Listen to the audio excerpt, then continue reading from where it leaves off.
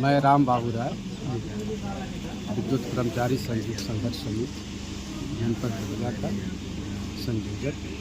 आज ये किस तरह का आप लोग का प्रदर्शन है, क्या कुछ है आज? यह जो प्रतिरोध प्रदर्शन है केंद्रीय नेतृत्व के आह्वान पे, ये विगत जो है 10 दिनों से चल रहा है। उत्तर प्रदेश ऊर्जा क्षेत्र का शीर्ष प्रबंधन, उत्तर प्रदेश के जो यशस्वी मुख्यमंत्री हैं उनके सामने गलत आंकड़ा पेश करके इस प्रदेश ऊर्जा क्षेत्र का जो है देश के पूंजीपतियों के हाथों जो है इसकी संपत्ति औने पौने दामों में दे रहे हैं, जिसका विरोध जनपद बलिया के साथ ही साथ पूरे प्रदेश के विद्युत कामगार, अधिकारी, कर्मचारी और ये निविदा कर्मी कर रहे हैं।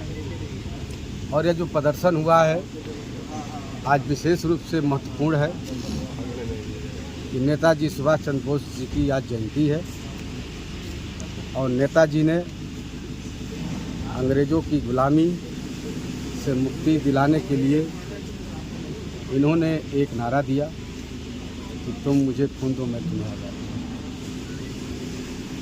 उसी परिप्रेक्ष्य में आज यह जो है उनके जन्म दिवस पे यह जो है प्रदर्शन किया जा रहा है।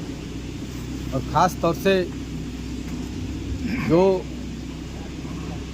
प्रदेश शीर्ष प्रबंधन है ऊर्जा क्षेत्र का, वो इस ऊर्जा क्षेत्र में निजीकरण करने के लिए इन्होंने एक अपना सलाहकार नियुक्त किया है। आज इस कार्यक्रम के माध्यम से क्या आप लोग की मांगे रहेगा सर? हमारी मांगे यही है कि प्रदेश को सस्ती बिजली दो, मजदूरों को न्याय दो और ऊर्जा क्षेत्र का निजीकरण बंद किया जाए। और इस ऊर्जा क्षेत्र में 2000 के बाद इसको एक प्रयोगशाला बना दिया गया और इतने इसमें प्रयोग हुए जिसके कारण इस निगम का जो है घाटा लगभग 2,10,000 करोड़ हो गया। जबकि पूर्ववर्ती राज्य विद्युत परिषद जब इसका मुखिया अभियंता होता था उस समय मात्र जो है 56 लाख था। ये माना जाए कि इस ऊर्जा क्षेत्र को बेहतर चलाने का अगर तरीका अगर किसी के पास है, यहाँ के सक्षम अधिकारी और इंजीनियरों के पास है, हम यह मांग करते हैं कि इसकी जिम्मेदारी पुनः जो है हमारे ऊर्जा निगम के जो वरिष्ठ इंजीनियर हैं उनको यह सरकार दे। और हम लोग का सुझाव सरकार के लिए यही है कि पुनः जो है इस देश में हरित क्रांति, इस प्रदेश में हरित क्रांति हम ला पाएंगे जब इसकी बागडोर जो है पुनः जो है इंजीनियर संवर्ग को दिया जाए और यहाँ का उपभोक्ता भी खुशहाल रहेगा और प्रदेश भी बिजली के चकाचौंध से गूंजती रहेगी। शशि कपूर, केंद्रीय उप महासचिव, राज्य विद्युत परिषद, जूनियर इंजीनियर संगठन, उत्तर प्रदेश।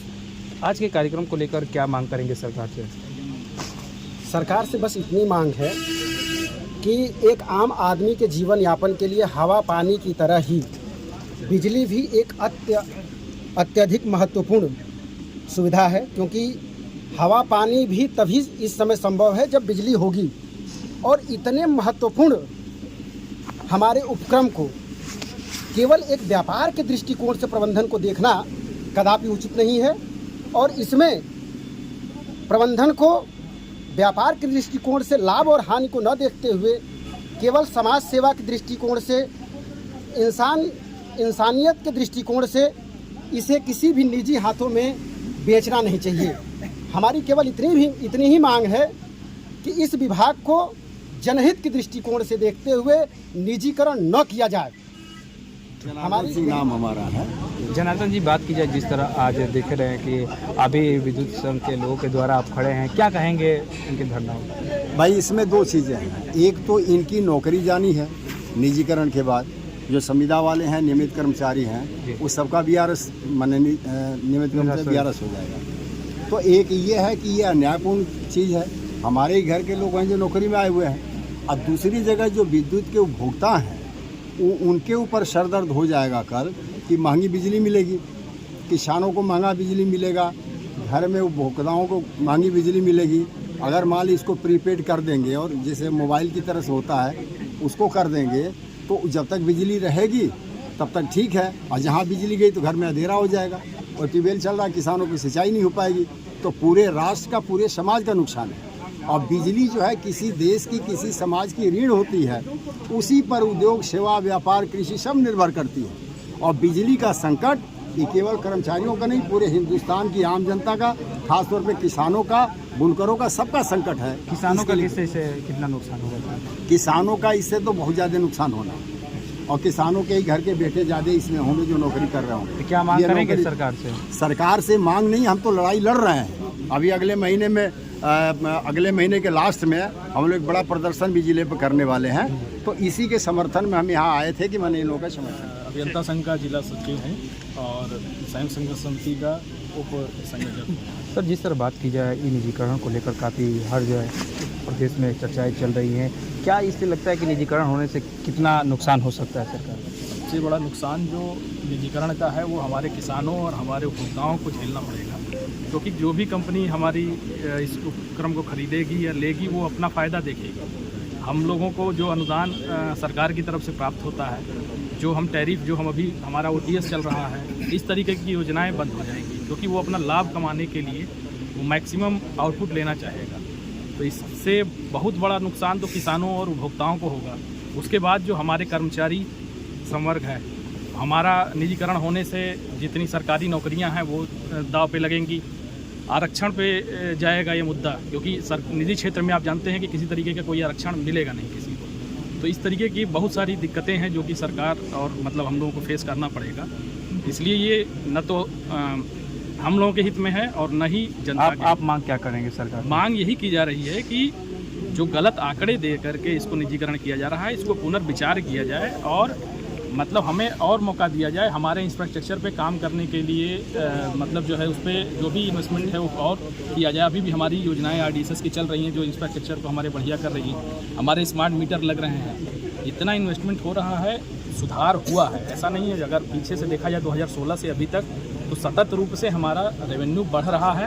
2016 से लेकर 2022 तक कितने रेवेन्यू बढ़ा है सर? लगभग मतलब हर साल बढ़ रहा है, ऐसा नहीं। AT&C परसेंटेज बढ़ रहा है? हाँ, बढ़ रहा है। और AT&C हमारे लगभग जो मतलब हमारे वितरण कंपनियों का है वो मतलब घट रहा है, मतलब अच्छे की तरफ हम बढ़ रहे हैं। हाँ, ये है कि जो परचेज बिजली कर रही है सरकार या हमारा जो प्रबंधन कर रहा है वो इतने ऊँचे दरों पर कर रहा है जिससे कि वहीं पर पहले तो लॉस हो जा रहा है। उसके बाद जो हम लोग वसूल रहे हैं उसमें तो दिनों दिन वृद्धि हो रही है। ठीक है, तो और हमें अगर दिक्कत इनको ये है कि हम नहीं चला पा रहे हैं, इंजीनियर नहीं चला पा रहे हैं। IAS इतने दिनों से हमारे शीर्ष प्रबंधन को देख रहे हैं, वो हमारे हाथों में दे दें, हम उसको चलाने के लिए। अजय चौबे, भारतीय मजदूर संघ एवं विद्युत मजदूर संघ का जनपद अध्यक्ष हूँ। जिस तरह बात की जाए निजीकरण को लेकर काफ़ी आप लोग प्रदर्शन कर रहे हैं और आज जिस तरह शांतिपूर्वक, क्या कहेंगे आज के प्रदर्शन को लेकर? निजीकरण को लेकर के पूरे प्रदेश में